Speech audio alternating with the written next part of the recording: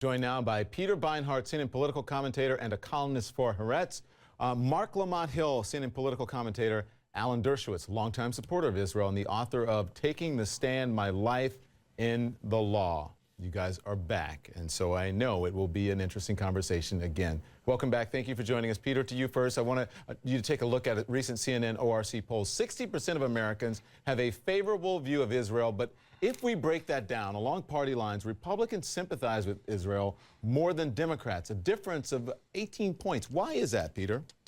I think it's because, although most Democrats support Israel's right to exist, Democrats are more willing to acknowledge that there are real human rights concerns about Israel's control of the West Bank, where Jews have citizenship, the right to vote, live under civil law, while Palestinians lack citizenship, lack the right to vote, and live under military law. I think because of their generally progressive points of view and sympathy for the underdog, I think Democrats, while still supporting Israel's right to exist, are less likely to support Israel's undemocratic control of the West Bank.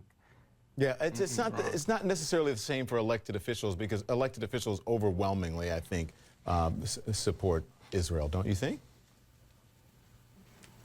Is that for me? Yes, I think yes. You don't find that same division, public division, reflected amongst politicians, and I think that's largely because for a very long time now, the safe political move has been basically to define being pro-Israel as supporting the positions of the Israeli government. What I wish Democrats and Republicans would do is define being pro-Israel as supportive of the principles of Israel's Declaration of Independence, which call for complete equality of social and political rights, irrespective of race, religion, and sex. That's the Zionism that I believe in. Okay, I want to put up one other poll. Alan, I want to direct this to you.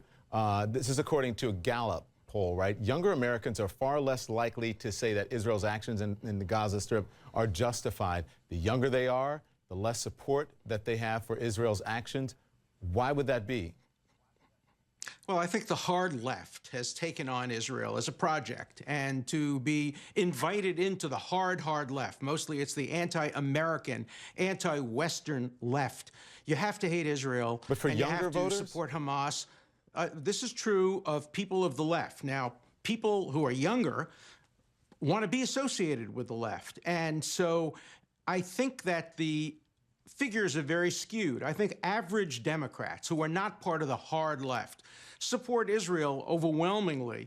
But the Democratic Party is also home to the very hard anti-American left, anti-Western left. And so when you include them in the Democratic Party, you see that skewed vote. Almost every Democrat I know supports Israel as enthusiastically as Republicans do, because Israel does in fact have democratic values. Now, if Peter was right, there'd be a comparative analysis. Who is more democratic, Israel or Gaza or Hamas? Who is more supportive of women's rights, Israel or Hamas? Who was more supportive of gay rights, Israel or Hamas? Alan, you know, if Peter were right, you would see people making, well, no, I'm surprised. You'd be surprised how many support Hamas. And let's talk about even the Palestinian Authority. The Palestinian Authority is not known for its support of these liberal democratic values. All right, I got your point. That's correct. I think it's a hard left opposition. You guys are sitting there and you're being very well behaved tonight. Peter, you're trying to jump in, but Mark, go ahead, jump in there. What is your reaction to what he said? Younger people tend to want to are more liberal and want to be Democrats, and so therefore. Well, he's saying he's going a step beyond that. He's saying that they're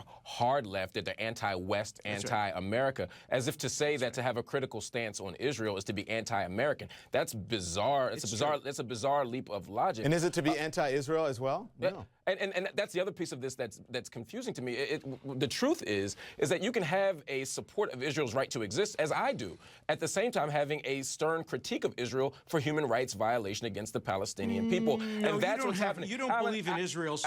You don't believe in Israel's right to defend itself. Alan, please, I didn't cut you off once. Let's model democratic values right now and let each other talk. I actually do agree with Israel's right to exist and to defend itself, but I don't frame the argument purely as Israel defending itself. We have to think about Israel as launching an offensive attack. Israel is launching a siege in Gaza. Israel continues to occupy Gaza by land, air, and sea. That's the issue here. But to your question, Don, about why young people tend to do this is for a few reasons. One, because they have access to social media. If you look at all this data and disaggregate it, you see that young people are accessing images of the gross human rights violations, the awful abuses, the awful atrocities that are happening in Gaza. And it's hard to see that and not have a more critical posture against the state of Israel. Doesn't mean you don't want Israel to exist. wrong. Doesn't mean you don't want Israel to thrive. It just means that you have a critical stance and you want Palestinians to also live and thrive. Okay, all right, stand by. If you Listen, wanted to listen, see guys. people- Alan, I have to get to a break. We're going to continue on with this after the break. Don't worry about it. And up next, we're going to talk about this as well. Israelis and Palestinians have been engaged in a conflict since